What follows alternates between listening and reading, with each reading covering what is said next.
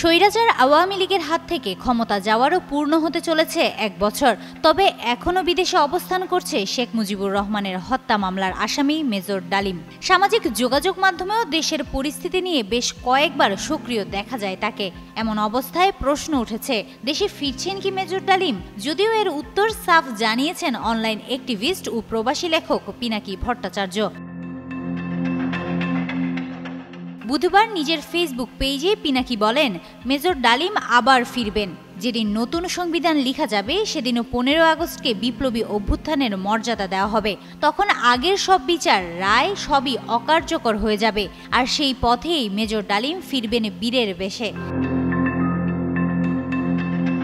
ওয়ালটন এখন দেশের সীমানা পেরিয়ে পৌঁছে গিয়েছে ৫০টিরও বেশি দেশে।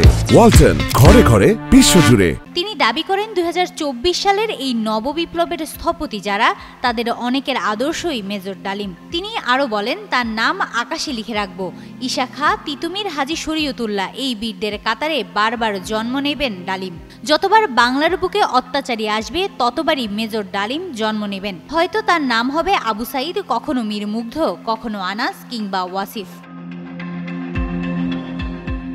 ২৪ সালের বিপ্লব সত্যিকারের বিপ্লব হয়ে উঠবে কেবল তখনই যখন নতুন সংবিধান রচনার মধ্য দিয়ে মেজর ডালিমকে ফিরিয়ে আনা যাবে।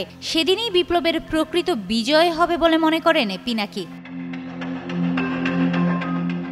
হিমাতুল জান্নাত, যুগান্তর নিউজ।